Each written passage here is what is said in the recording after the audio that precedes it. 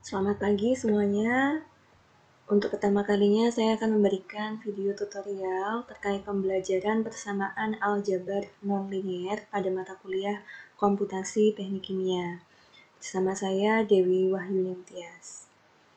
Oke, sebelum menginjak apa sih persamaan aljabar nonlinier, saya perlu kalian ketahui bahwa materi ini biasanya sudah saya sampaikan saat kuliah di kampus, tapi berhubung kondisi saat ini sehingga saya menyampaikannya setelah UTS materi ini.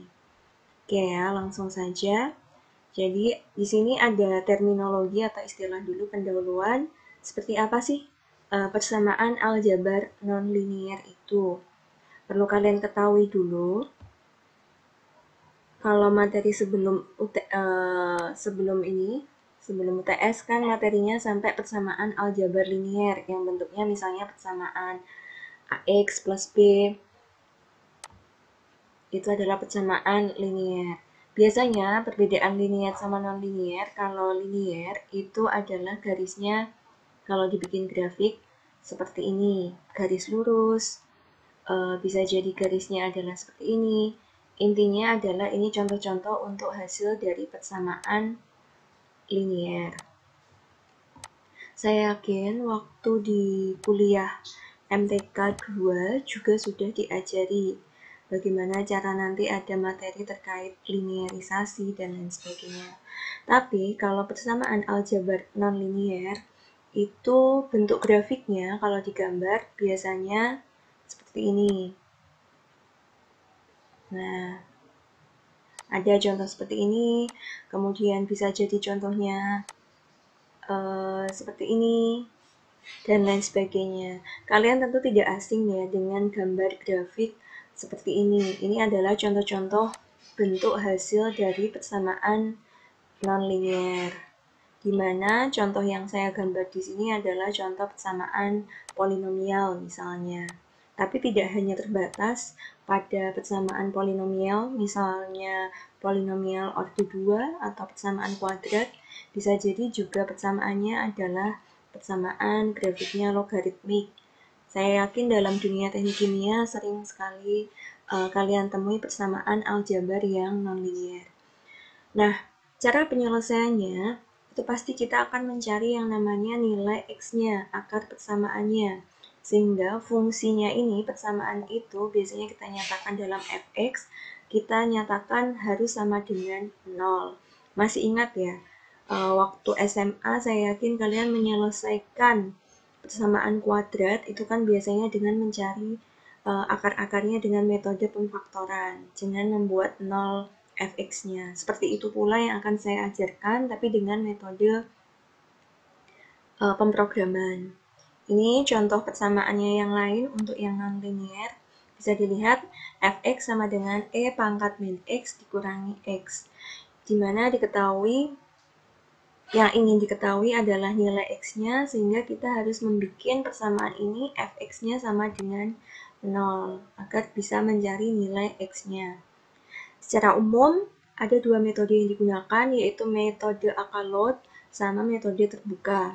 Metode Akalot itu adalah metode yang menggunakan dua titik awal atau dua tebakan. Kalau metode terbuka hanya menggunakan satu titik tebakan. Ini bedanya. Nah, untuk Akalot ini sendiri dinamakan nama lainnya adalah metode bisection atau bagi dua, sedangkan metode terbuka itu adalah metode Newton-Raphson. Saya yakin kedua metode ini sudah diajarkan waktu di kuliah MTK 2. Oke, dan saya yakin pula Newton-Raphson itu akan kalian gunakan biasanya ya metode terkait persamaan aljabar nonlinier ini kalian selesaikan contoh-contoh kasusnya adalah dalam skripsi, misalnya dalam optimasi jumlah reaktor. Itu biasanya kalian akan optimasinya pakai metodenya Newton-Raphson yang diajari Bu Sumarni biasanya. Oke ya, lanjut. Metode bisection ini, yang pertama adalah metode bisection, di mana bisa kalian lihat kurva persamaan fx-nya misalnya seperti ini atau seperti ini. Ini bisa berbagai macam jenis kurvanya ya. Nah, di sini kalian bisa melihat di kurva ini ada XA sama XB. XA sama XB ini dinamakan nilai tebakan untuk bisection-nya. Kemudian di sini ada XM. XM adalah nilai tengah antara XA dan XB. Nah, yang ingin dicari kalau dalam kurva yang pertama yang di sebelah kiri itu adalah nilai yang akar persamaannya di titik sumbu X ini. Nah, ini berapa nilai X-nya. Di sini juga yang dicari adalah nilai di sini itu jawaban yang sebenarnya yang dicari adalah di sini. Begitu. Nah, langsung penjelasannya untuk metode bisection, cara-caranya bisa kalian baca di slide ya. Jadi langkah pertama kalian harus trial dulu, coba-coba menebak nilai XA dan XB pada suatu interval tertentu. Nah, di mana akar tersebut berada dalam akar persamaan yang sebenarnya. Jika ternyata akar tersebut tidak berada pada interval, maka dicari interval yang lain. Bagaimana cara mengujinya kalau tahu interval tersebut benar, itu dilihat dari nilai fx-nya. Ini langkah yang nomor 3. Jika interval betul, fx pada xa dan xb harus berlawanan tanda, yaitu positif atau negatif, dan sebaliknya. Oke, saya coba kasih catatan ya. Nah, jadi setelah kalian tentukan xa awal, xb awal, kalian cari nilai f saat xa itu berapa.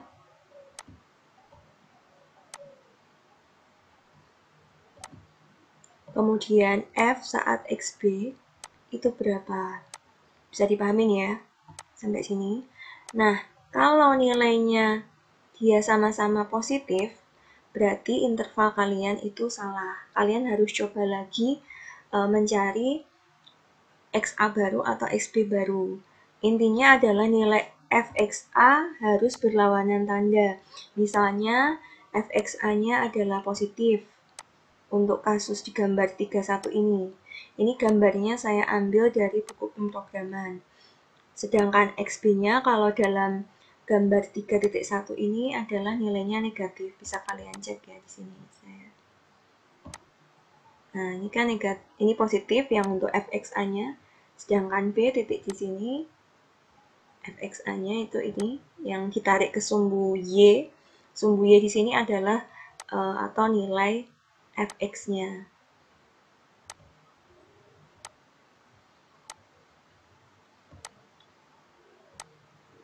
Oke, nggak masalah ya. Kita lanjutkan. Sampai sini bisa dipahamin. Nah, setelah itu kalian juga perlu mencari nilai tengah. Ini langkah kedua. Mencari nilai fx pada xa, xb, serta xm atau tengah-tengah interval. Kalau intervalnya adalah xa sama xb di sini, maka kalian bisa mencari nilai tengahnya. Kira-kira aja misalnya xa ditambah xb dibagi 2. Saya coba garis di sini ada nilai xm. Oke. Nah, langkah keempat, berdasarkan harga fx pada 3 titik tersebut, jadi kita punya nilai 3 ya, fxa, fxb, sama fxm. Oke, saya gambar lagi satu.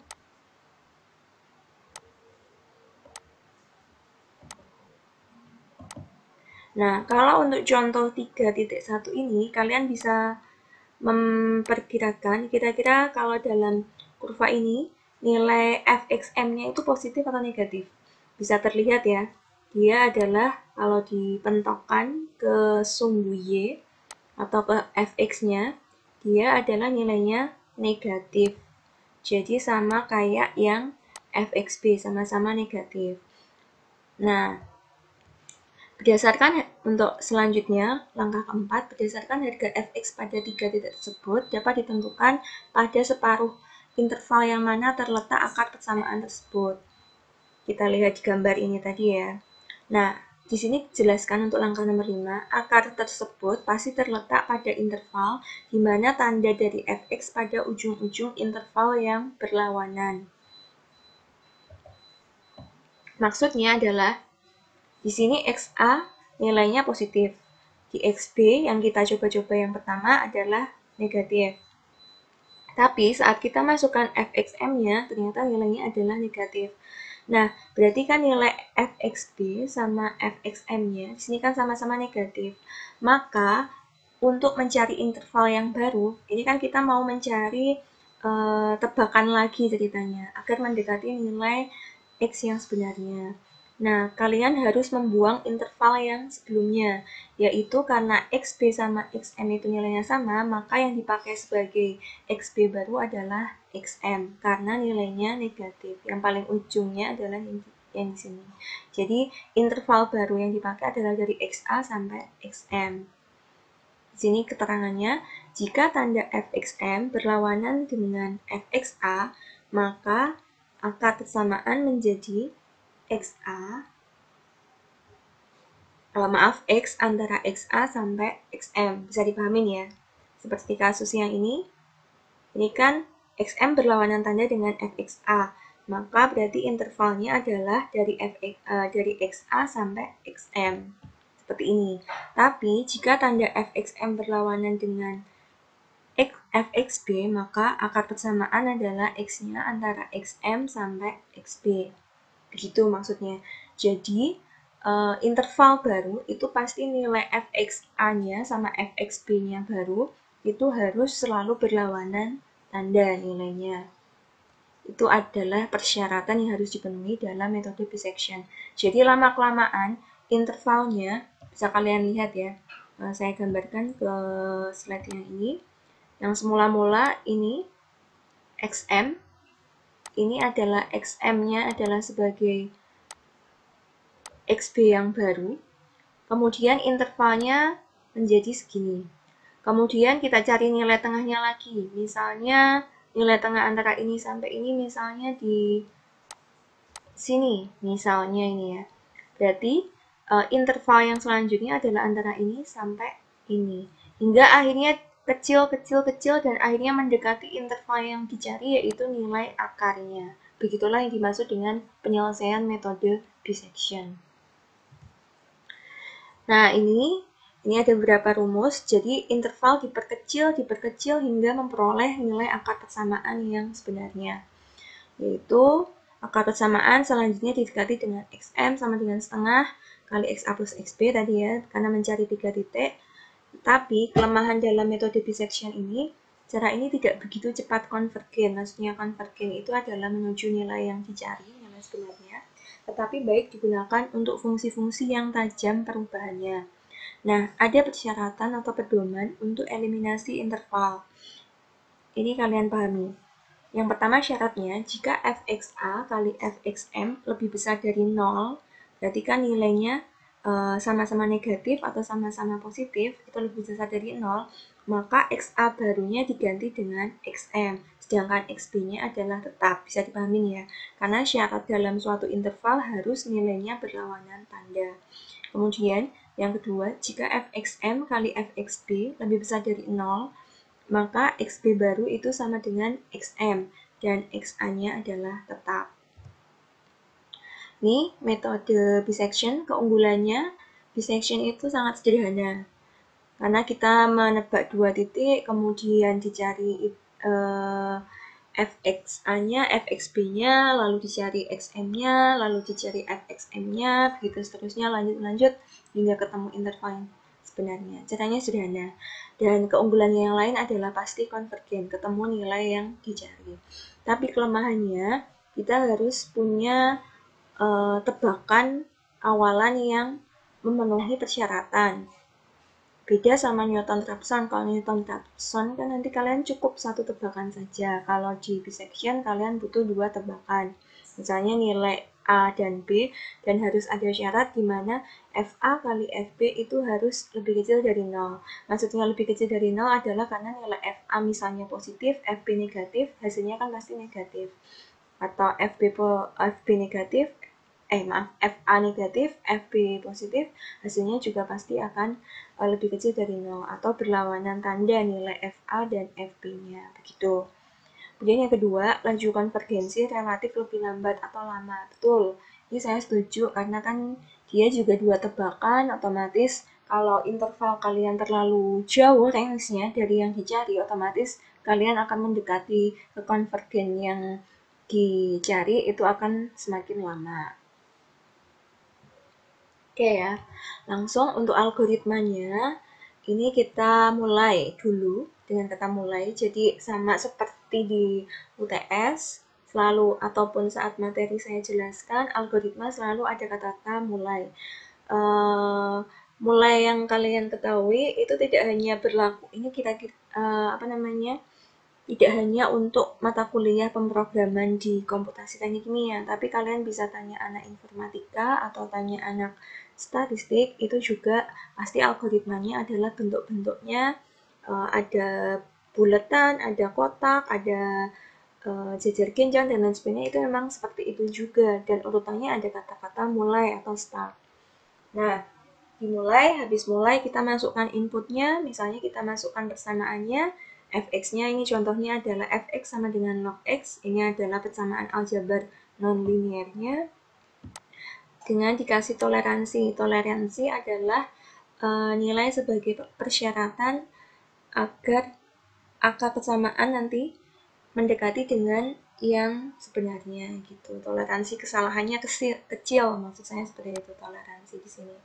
Nah, jadi semakin kecil toleransi yang dituliskan itu semakin baik. Dia tetapkan 2 buah tebakan, misalnya di sini 0,1 sama 10, lalu dicari hitung harga fxa sama fxb, di mana ternyata setelah dicari yang satu positif, yang satu negatif, berarti betul terpenuhi angka keempat, kemudian dilanjutkan jika tidak ini ada persyaratan ya, sebagai syaratnya kan ini, kebetulan syaratnya ini terpenuhi, maka dilanjutkan ke langkah berikutnya. Tapi jika tidak terpenuhi, maka dilanjutkan ke langkah kedua, jadi muter lagi gitu tebakannya. Lalu kalau sudah terpenuhi, kita mencari XM-nya, kemudian menghitung harga fxm-nya, lalu syarat yang kedua adalah harga kali fxa dikali fxm, jika lebih besar dari lebih besar dari 0, maka terpenuhi. Dengan syaratnya yaitu jika terpenuhi harga xa diganti dengan xm, karena kan dia sama-sama, misalnya sama-sama negatif semua, sama-sama positif kan nggak boleh, sehingga harga xa-nya diganti dengan xm. Jika terpenuhi, tapi jika tidak terpenuhi maka harga xb yang diganti xm, itu syaratnya. Contohnya seperti ini, di mana sebagai yang diganti adalah xb-nya, xb baru adalah 5,05. Dan syarat terakhir adalah nilai yang dicari adalah akar persamaannya, misalnya kita rumuskannya adalah A minus B per A, untuk sebagai persen kesalahannya, istilahnya mendekati nilai sebenarnya, itu harus lebih besar, itu di sini syaratnya dimutlakan lebih besar dari toleransi. Jika kriteria iteransi terpenuhi, berarti kan dia lebih besar ya nilainya dari yang mendekati kesalahannya, istilahnya mendekati dari akar persamaan yang ingin dicari, maka diulangi lagi ke langkah nomor 5, xm-nya diganti lagi.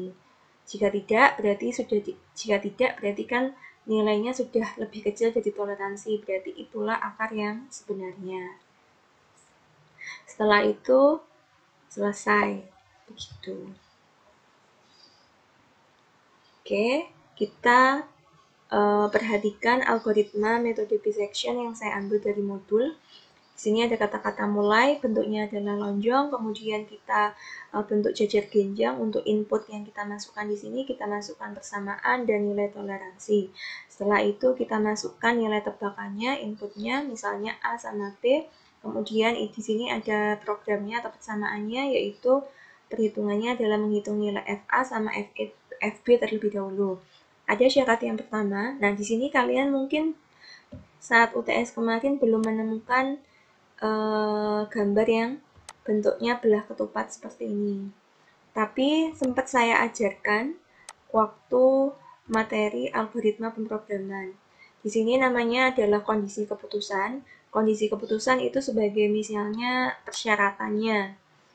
Jadi kondisi putusan mensyaratkan misalnya suatu keadaan kalau misalnya nilainya tidak sesuai, maka harus diulangi lagi programnya, gitu seterusnya. Jadi muter. Namanya kalau muter terus seperti ini ada iterasi atau pengulangan, gitu. Nah, di sini kalian bisa cek ya.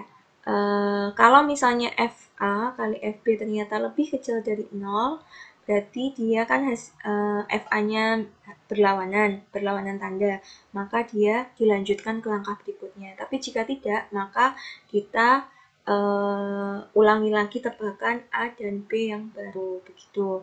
Setelah itu, kalau untuk yang sudah iya terpenuhi, maka mencari nilai tengahnya.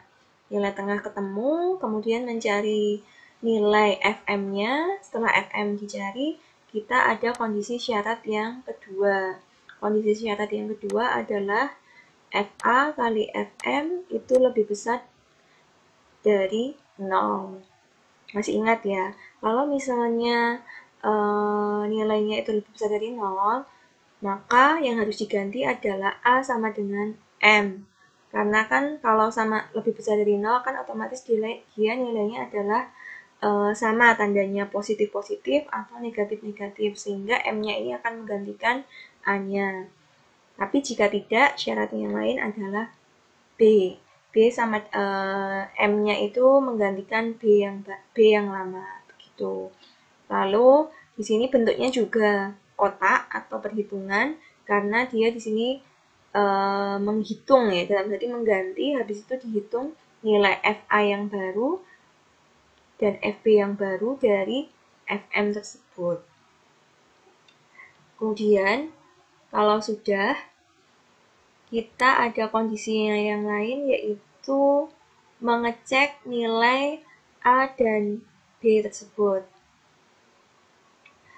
AB tersebut apakah sudah mendekati toleransi atau enggak. Kalau misalnya masih lebih besar dari toleransi, maka kita ulangi lagi. Ini adalah saya yang kasih panah seperti ini adalah kondisi syarat. Trial lagi. Trialnya adalah mengulang mencari nilai M yang baru. Begitu seterusnya hingga akhirnya didapatkan nilai syarat yang terakhir adalah nilai A min B per A-nya itu harus lebih kecil dari toleransi sehingga mendekati akar persamaan yang dicari. Baru rumusnya di ini ditulis X sama dengan A plus B per 2. Akhirnya selesai. Begitu cara menjawabnya. Oke. Mungkin ini kurang ya. Ini kan masih kotak. Jadi kalau boleh saya mau koreksi sedikit untuk algoritma yang ada di modul. Ini saya ambil dari modul ya. Ditambahkan lagi seharusnya. Ini kan masih pemrograman atau perhitungan. Satu lagi langkah yaitu output. Outputnya adalah akar persamaannya. Kalau di sini simbolnya adalah X star. Oke, X bintang. Saya kasih titik aja. Itu untuk hasil outputnya. Karena kan input ada semua, perhitungan ada, kondisi keputusan sudah ada, tapi tulisan untuk outputnya belum ada. Oke ya. Oke.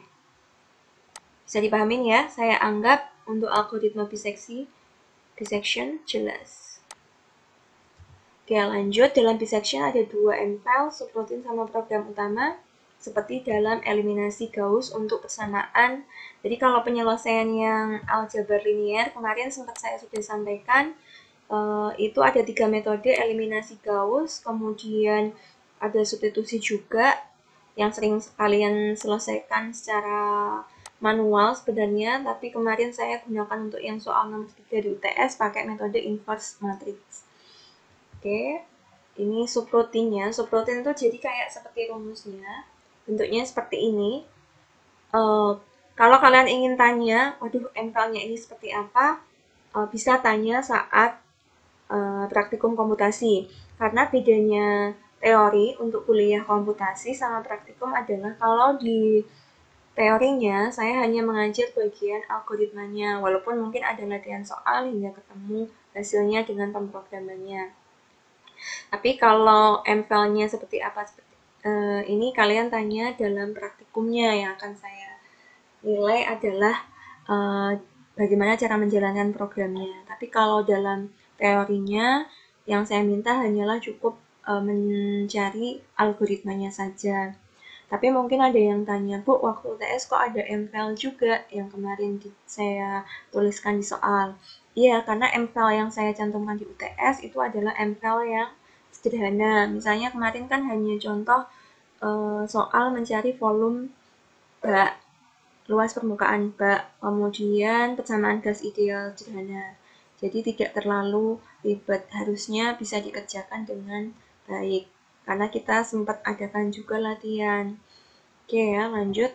Nah, ini yang penting ya, mungkin sembari nggak saya jelaskan banget, tapi di sini kalian harus tahu penamaan ini. Function X ini adalah variabel yang akan kita cari.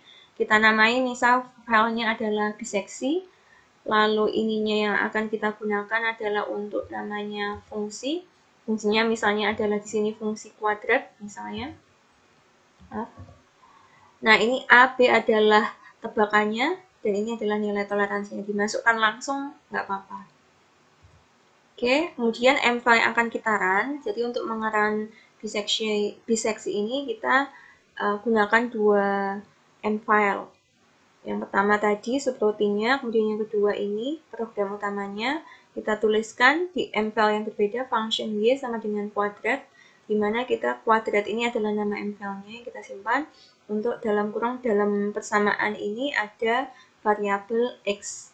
Ini persamaannya Y-nya. Gitu. Nah, untuk menjalankan hasilnya itu di perintah command window kita panggil nama file kita biseksi tadi dalam kurung kuadrat persamaannya yang akan kita eksekusi. Kemudian kita masukkan nilai tebakannya. Misalnya di sini ada min 2 sama 1 dan toleransinya adalah 1 kali 10 pangkat min 6. Ketemu jawabannya 1, kita coba-coba yang lain, ketemunya 3. Jadi akar persamaannya ada 2, di mana untuk persamaan kuadrat ini, x kuadrat plus 4x plus 3, hasilnya adalah min 1 dan minus 3. Begitu maksudnya. Kalau kalian kerjakan sendiri, mungkin soal ini masih bisa kalian selesaikan manual ya. Kan x kuadrat plus 4x plus 3, kemudian difaktorkan, hasilnya adalah x plus 3 dan x plus 1 sama dengan 0, kemudian ketemunya x min 1 dan x min 3, begitu. Tapi ini pakai program. Nah, contoh-contoh kasus penyelesaian persamaan aljabar nonlinier metode bisection itu di contoh 3.1, 3.2. Bisa kalian baca sendiri. Dan untuk biseksi, biasanya saya tidak terlalu meminta kalian untuk betul-betul dicoba pemrogramannya dalam MATLAB. Karena biasanya saya akan lebih mengajarkan pakai fungsi yang lain, yaitu F0 dan Fsolve. Itu sangat mudah. Oke, kedua adalah Newton-Raphson. Bentuk garisnya seperti ini. Misalnya sama. Yang akan kita cari adalah nilai akar persamaan pada kurva ini. Garis yang ini. Nah, kita tebakannya yang pertama adalah di sini. XI ini adalah tebakan kita yang pertama. Kita lihat ya langkah-langkahnya. Ini adalah metode yang paling sering diajarkan mungkin ya saat metode MTK 2. Metode ini metode terbuka karena hanya terdiri dari satu tebakan. Misalnya suatu tebakan pada XI, maka garis singgung titik XI yaitu pada FXI dapat diperluas sampai memotong sumbu X. Maksudnya ini, XI, kemudian kita cari FXI-nya, ketemu di sini, lalu kita tarik garis sampai memotong ke sumbu X-nya. Gitu. Set, kita tarik garisnya. Setelah ketemu titik XI plus 1, kita tentukan lagi FXI yang baru, yaitu F saat Fx-nya pada saat Fxi plus 1 ini. Begitu seterusnya, jadi akan banyak garis kecil-kecil hingga akhirnya menuju ke nilai yang sebenarnya. Karena intervalnya juga semakin kecil mendekati yang diinginkan. Itu adalah arti dari metode Newton-Raphson. Oke. Nah, ini tadi ya, titik potong garis tersebut pada sumbu X menjadi perbaikan tebakan awal yaitu XI plus 1. Sini.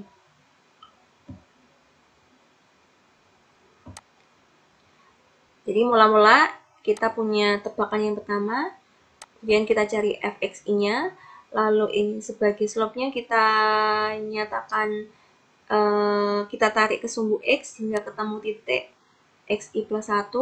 Dari xi plus 1 kita bisa nyatakan fxi plus 1, kemudian kita bisa membuat garis juga di sumbu X. Nah, ini misalnya XI plus 2 dan seterusnya hingga lama-kelamaan akan menuju ke X yang sebenarnya. Begitu maksud dari Newton-Raphson. Nah, rumus yang dikenal ada satu ini ya. Jadi awalnya kita mencari dari turunannya hingga mendapatkan rumus umum untuk Newton-Raphson adalah X mu atau XI plus 1. Di sini sama.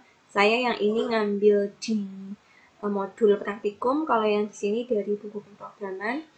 Di sini X mu sama dengan X old yang lama dikurangi F X old atau nilai F pada saat X old dibagi F aksen X old. F aksen masih ingat ya? F aksen artinya adalah turunannya. Turunan dari persamaan Fx-nya itu. Itu maksudnya. Di sini ada keterangannya juga. Masih ingat turunan atau diferensial? Bisa kalian buka juga materi kalkulusnya kembali. Kelemahan dan keunggulannya. Keunggulannya hanya butuh satu tebakan, laju konvergensi lebih cepat dibandingkan diseksi. Tapi kelemahannya kadang-kadang bisa jadi tebakan kita karena cuma satu, kekonvergenan ada kalanya gagal dicapai. Jadi kalau Newton-Raphson sih saran saya kalian harus betul-betul tahu range nilai sebenarnya yang mau dicari itu berapa. Gitu. Jadi ada tebakannya tidak asal aja, tidak ngawur gitu. Oke, ini algoritmanya. Kalian baca ya dari awal hingga akhir. Saya ingin agak mempercepat ke algoritma yang ininya. Nah, langkah-langkahnya mirip sama yang diseksi. Jadi mulai, kemudian definisikan fx-nya, persamaannya. Lalu juga definisikan persamaan turunannya dari f aksen dari fx ini, yaitu f aksen x-nya itu apa. Kemudian tebakannya x0 di sini. X0 dan juga nilai tolnya, toleransinya. Nyatakan X sama dengan X0 dan X0 adalah X plus 1. Kemudian di sini kalian tulis ada syarat yang pertama di mana X min X0 per X harus lebih besar dari toleransi. Diinginkan kan harusnya adalah lebih kecil dari toleransi. Jadi kalau misalnya tidak, berarti bisa ketemu nilai yang sebenarnya X star-nya sama dengan X. Tapi kalau misalnya iya, maka kita nyatakan lagi X0 sebagai X-nya, kemudian tentukan Fx dan F aksen X0-nya, lalu hitung harganya ini lagi, yaitu X yang baru. Di sini rumusnya yang baru di sini. Rumus tadi yang ini ya. Ini dinyatakannya di sini. Ini untuk algoritmanya. Nah, kalau sudah, maka kita akan mendapatkan nilai X yang baru yang digunakan. Tebakannya yang baru, tidak dari nebak lagi yang lama, tapi kita ngambil dari X yang diperoleh dari rumus ini. Maksudnya seperti itu. Dan seterusnya. Hingga hasilnya ini udah benar tampilannya X star atau X bintang sama dengan X. Selesai. Jadi di sini ada inputnya ada, kemudian perhitungannya ada, kemudian kondisi keputusannya juga ada, ya tidaknya, lalu outputnya juga ada. Ingat ya, dalam pemrograman algoritmanya selalu harus lengkap. Ada mulai, ada selesai, ada kalau dalam aljabar non linear pasti akan ada kondisi keputusan, ini wajib, bentuknya juga digambar seperti ini, bila ketupat, persamaan-persamaan ini diikutin aja. Kalau ada soal dengan ini kan cuma dituliskan seperti ini, fx, f aksen x, x0 tol. Kalian juga jangan cuma menuliskan fx, f aksen x, x0 tol. Jadi kalau misalnya contohnya seperti tadi di 3.1 atau 3.2 mau pakai metode Newton-Raphson, ya kalian tulis persamaannya itu apa, f aksennya itu kalau diturunkan apa, x0-nya mau ditebak berapa. Biasanya kalau untuk tebakan, kalau di soal nanti akan saya kasih nilai tebakannya sudah diketahui dalam soal, biar kalian tidak bingung mau nebak berapa angkanya. Gitu, jadi ada petunjuk di soalnya. Toleransinya terserah kalian.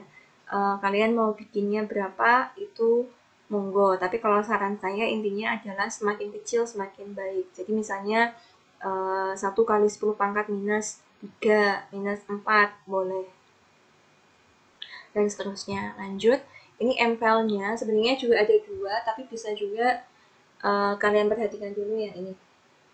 Nah, untuk MPL yang pertama subroutine, untuk rumusnya digambarkan seperti ini bentuknya. Jadi beda sama yang bisection. Kalau bisection tadi bentuknya functionnya y, langsung y di sini, kalau nggak salah.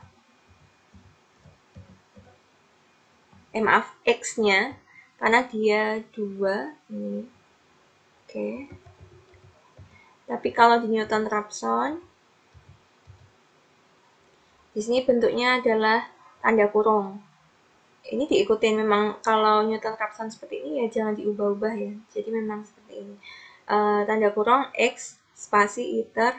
Iter ini maksudnya adalah iterasi. Iterasi itu maksudnya adalah jumlah pengulangan atau jumlah yang akan kita hitung terus-menerusnya itu berapa. Misalnya datanya kita inginkan 100 atau monggo mau cukup 10 juga boleh, dan seterusnya. Intinya adalah semakin banyak jumlah data yang kalian ulang-ulang, otomatis berarti akan mendekati nilai yang sebenarnya, akar kesamaan yang sebenarnya. Gitu. Nah, seperti ini. Kemudian untuk MPL program utamanya yang ini ya. Kalau yang di samping kanan ini adalah di comment window kita panggilnya. Kalau yang MPL yang untuk program utamanya adalah ini. Nah, ini sama kayak yang bisection, tapi bedanya di sini ada 2, di mana yang pertama adalah ini fungsi kuadratnya, kemudian yang kedua adalah turunan dari y-nya atau turunan dari fx-nya. Ini bisa ya, turunan dari x kuadrat plus 4x plus 3 kan 2x plus 4. Salah. Lalu kalau kita mau mencari hasilnya, kita panggil misalnya x iter new rep. New rep ini adalah rumusnya.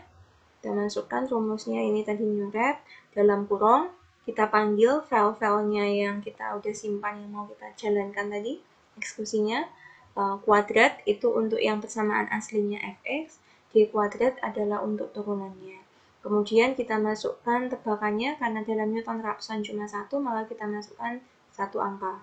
Misalnya 2, kemudian toleransinya berapa, gitu. Dan akhirnya ketemu bahwa didapatkan datanya adalah minus 1 sama minus 3, sama kayak yang jawaban di bisection. Dan bisa kalian lihat di sini kalau kita tebakannya, ini bisa kalian ubah-ubah kalau yang bagian sini ya. Kalian yang punya MATLAB boleh dicoba diganti-ganti angka 2, angka minus 4 tebakan, karena kan ini tebakan. Jadi mau diganti-ganti terserah. Nanti pasti hasilnya yang membedakan itu adalah jumlah iterasinya. Gitu. Misalnya saat tebakannya 2, jumlah iterasinya 6. Tapi mungkin saat kalian nyoba tebakan, nilai tebakannya ini 5, bisa jadi iterasinya lebih banyak. Gitu. Itu yang bedain. Tapi hasil X-nya sama. Gitu ya, itu untuk penjelasan Newton-Raphson. Nah, ini contoh-contoh kasusnya sudah sangat sesuai dengan kasus teknik kimia. Tidak lagi kasusnya anak statistik atau mungkin anak matematik dan lain sebagainya. Karena MATLAB ini beruntung harusnya kalian ya bisa belajar MATLAB, karena ini tidak hanya berguna saat kalian kuliah saja, mungkin saat nanti kerja kalian akan menggunakan software-software yang dibutuhkan dalam industri. Nah, ini untuk yang pertama adalah kasusnya adalah contoh 33, temperatur dew point untuk campuran benzin dan toluene. Bisa kalian lihat bahwa persamaan aljabar nonlinearnya adalah bentuknya seperti ini. Ini kan kalau dilinearisasi kan susah ya. Ada log, tapi di sini ada pecahan. Jadi kan susah. Kalau kalian mau linearisasi, lo mau nyoba pakai inverse matrix lagi kan susah. Nah, ini pakai metode Newton-Raphson gitu. Nah, kalau boleh saya cerita, contoh 33 ini biasanya saya keluarkan untuk soal ujian, entah di UTS, entah di kuis, ataupun di UAS mungkin, karena UAS kan kalian materi aljabar nonlinear masuk di dalamnya. Ini contoh-contoh yang lain, 3.4, faktor friksi suatu pelarut dengan bilangan Reynolds. Oh iya, penjelasan untuk 3.3 itu bisa kalian baca di buku buku pemrograman itu ada, dan MPL-nya ada, dan kalian bisa nyoba-nyoba ngeran programnya, ketemunya. Kalian ganti-ganti tebakannya juga boleh. Nah, ini adalah fungsi F0.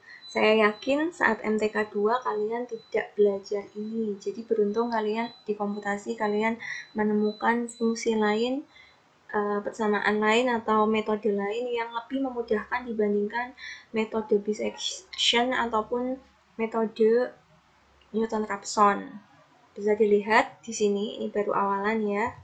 Nah, ini untuk penyelesaian aljabar nonlinear yang paling saya suka. Jadi saya sangat rekomendasikan misalnya soal untuk perancangan alat proses, misalnya ada soal-soal seperti ini tadi ya.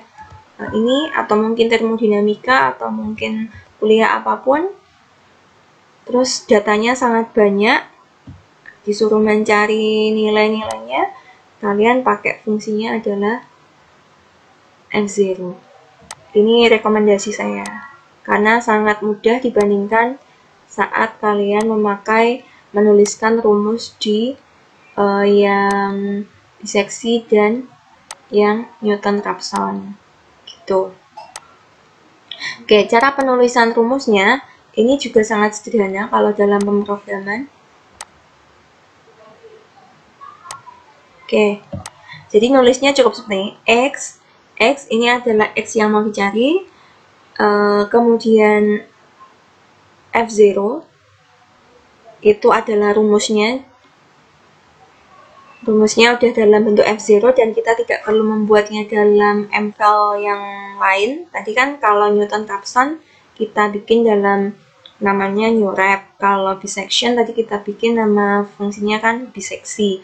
Tapi kalau F0 karena sudah disediakan MATLAB langsung dituliskan F0 dalam kurung tanda petik nama fungsi, tanda petik tebakan yang pertama, toleransi dan jumlah iterasi. Kadang-kadang untuk toleransi dan iterasi dalam F0 tidak perlu dituliskan. Gitu. Sangat mudah kan? Jadi cukup X, F0, kemudian nama fungsi, dan X0. Ya, tebakannya. Oke, kita coba ya.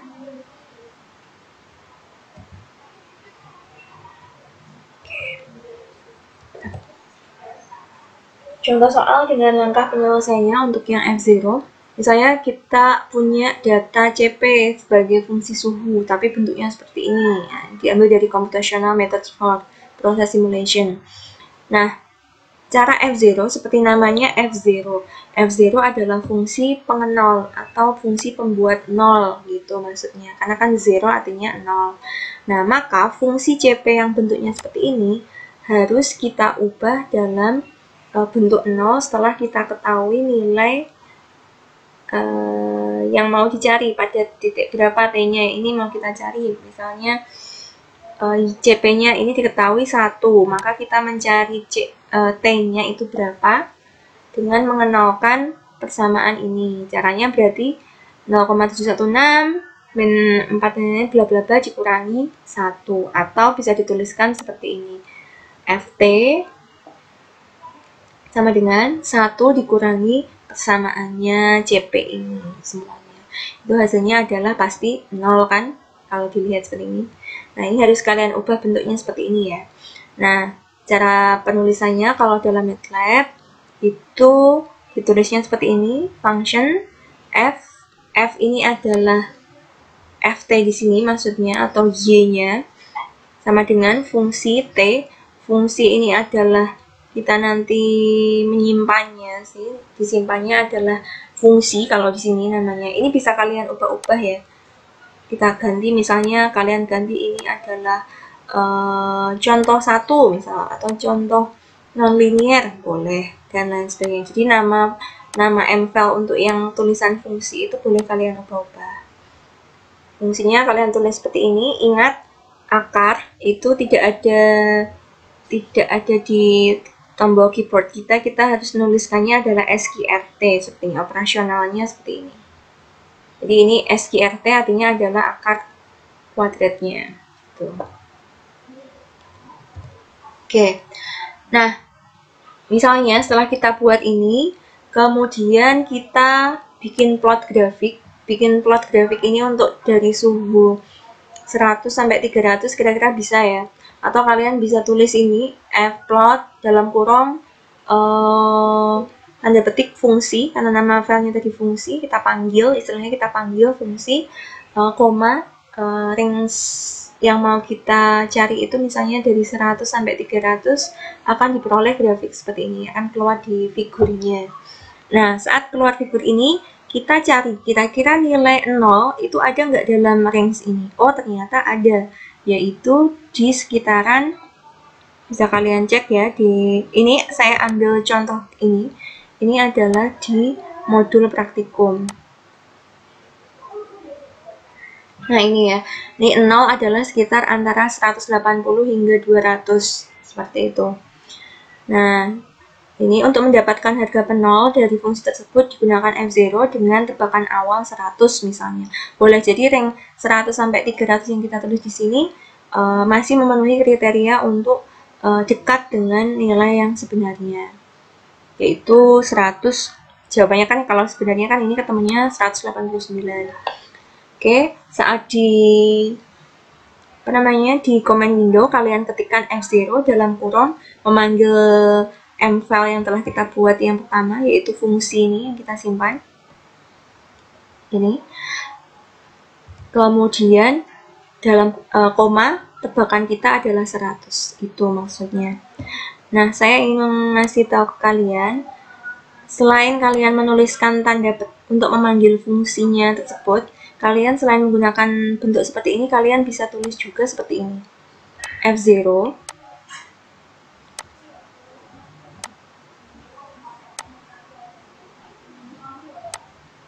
kemudian kita panggil nama fungsi tersebut adalah add, karena tadi nyimpannya adalah fungsi, kita tulisnya fungsi,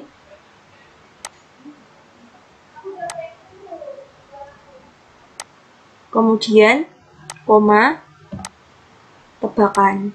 Nah, untuk tebakan kalian yang udah punya MATLAB, kalian bisa coba-coba kalian ganti, Bu, apakah kalau tak coba nilainya 50, apakah hasilnya sama? Harusnya sih sama, karena masih mendekati dari nilai yang sebenarnya. Apakah 200 sama, 300 sama? Harusnya sama.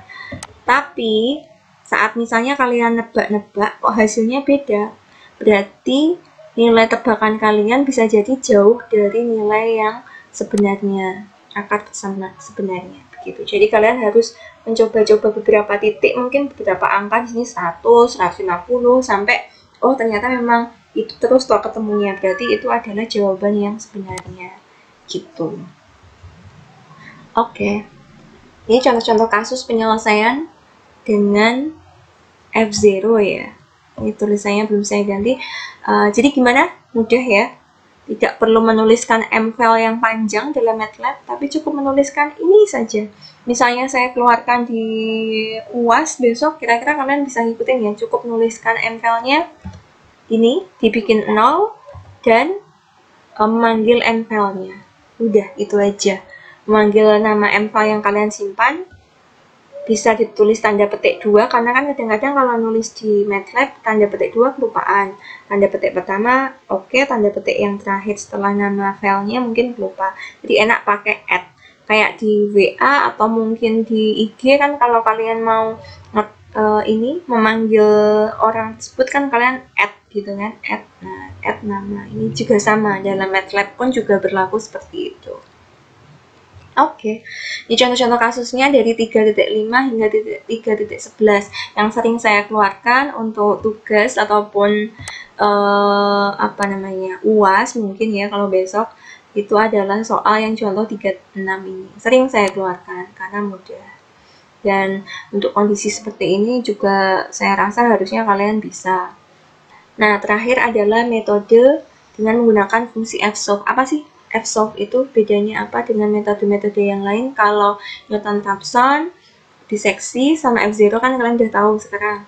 Kalau F0 juga cukup satu tebakan awal. Kalau di fsolve, kita digunakan untuk menyelesaikan persamaan non-linear yang simultan. Simultan itu apa maksudnya? Simultan itu berarti ada beberapa persamaan non-linear yang berhubungan. Intinya misalnya F yang pertama, persamaan non-linear yang pertama itu mengandung akar-akar persamaannya ada X1, X2, X3. Yang persamaan non-linear kedua juga seperti itu dan seterusnya. Penyelesaiannya seperti apa? Diselesaikannya tidak lagi pakai F0 tapi pakai fsolve gitu. Itu bedanya.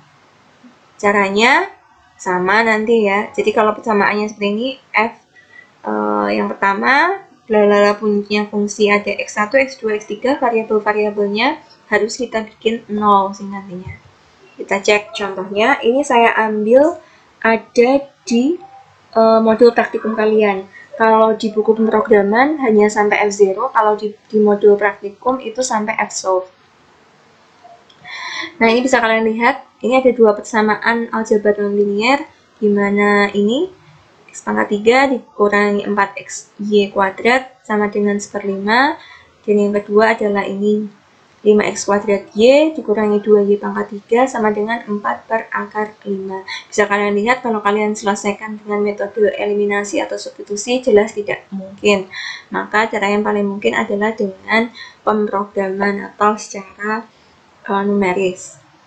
Terlebih dahulu kalian tulis terlebih dahulu fungsi sistem persamaan non-linear dalam m-file. Bentuk penulisannya nanti beda. Yang ditulis variabel X, XY, XY, Y ini nulisnya beda. Oke. Karena apa? Nanti bentuknya karena ada dua kan ini. X sama Y, X sama Y. Jadi kan ada dua akar persamaan yaitu X sama Y. Berarti kita nulisnya tidak boleh kita simbolkan dalam MATLAB-nya nanti ada dua variabel X sama Y, nggak boleh, tapi harus bentuknya adalah dalam matriks.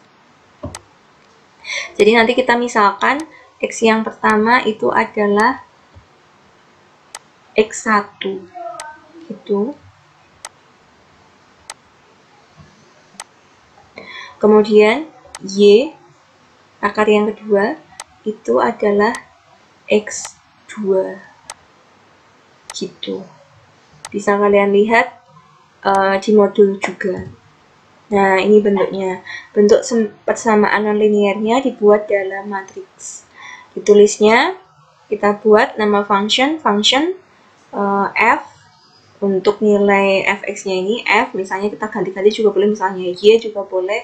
Misalnya ini di sini f sama dengan latihan kita simpan namanya adalah latihan. Kalian gonta-ganti juga boleh. Dalam kurung X ini adalah yang mau kita eksekusi, kita cari nilainya. Kemudian kita masukkan persamaannya. Persamaannya ingat, yang awalnya adalah ada ini, persamaan seperti ini, sama dengan 1/5. Itu 1/5-nya kalian tarik ke ruas kiri, agar sama dengannya ini adalah sama dengannya 0. Gitu caranya. Bisa dipahamin ya. Jadi dalam fsolve, persamaan non-linearnya yang simultan ini juga harus diubah dalam bentuk sama dengan 0. Harus dibuat sama dengan 0. Nah, saat diubah sama dengan 0 kan berarti X pangkat 3 min 4XY kuadrat dikurangi 1/5. Sama nulisnya. X pertama di pangkat 3 dikurangi 4X pertama kali X kedua dikuadratkan dikurangi 1/5. Kemudian di enter, jadi matriksnya adalah matriks kolom. Yang kedua datanya ini.